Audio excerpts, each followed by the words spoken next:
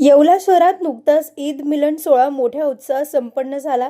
नगरसेवक एजाज रियाज शेख यांच्या वतीने आयोजित या कार्यक्रमात सर्वपक्षीय नगरसेवक, विविध संस्थांचे पदाधिकारी आणि कार्यकर्ते मोठ्या संख्येने उपस्थित होते।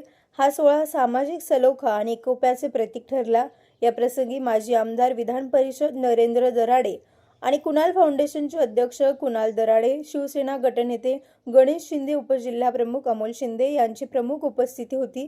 कार्यक्रमादरम्यान विविध क्षेत्रात उल्लेखनीय कार्य करणाऱ्या समाजसेवकांचा आणि नवनियुक्त पदाधिकाऱ्यांचा शाल आणि पुष्पगुच्छ देऊन विशेष सत्कार करण्यात आला। लोकशाहीचा चौथा स्तंभ असलेल्या पत्रकारांचाही यावेळी गौरव करण्यात आला।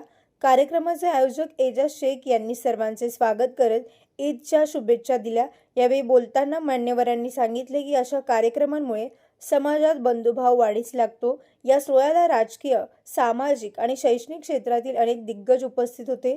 सर्वांनी मिळून हा सण उत्साहात साजरा करत शहराच्या विकासासाठी कटिबद्ध राहण्याचा निर्धार व्यक्त केला।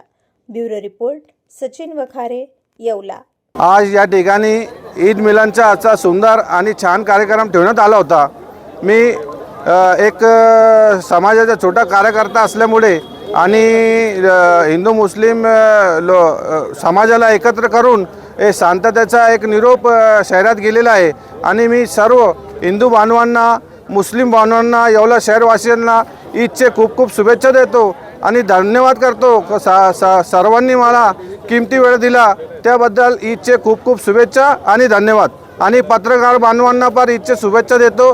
त्यांनी पण हजेरी लावली, त्यांच्यावर सत्कार करण्यात आला, त्यांना पण धन्यवाद देतो, ईदचे शुभेच्छा देतो आणि थांबतो। येवले शहरातील प्रभाग 2चे नगरसेवक एजाजभाई शेख यांनी या ठिकाणी ईद मिलनाचा कार्यक्रम ठेवलेला होता आणि त्या निमित्ताने येवला नगरपालिकेचे जे कर्मचारी आहे, ज्यांनी विशेष म्हणजे रमजान काळामध्ये येवल्याच्या आरोग्याचा प्रश्न जो आहे चांगल्या प्रकारे हाताळला, त्याचबरोबर नेहमी पत्रकारांच्या नागरिक आणि समाजाच्या समस्या ज्या आहे चांगल्या प्रकारे मांडणाऱ्या पत्रकारांचा या ठिकाणी त्यांनी सन्मान सोहळा देखील या ठिकाणी आयोजित केलेला होता आणि या निमित्ताने हिंदू मुस्लिम ऐक्याचं दर्शन देखील त्यांनी घडवलेलं आहे।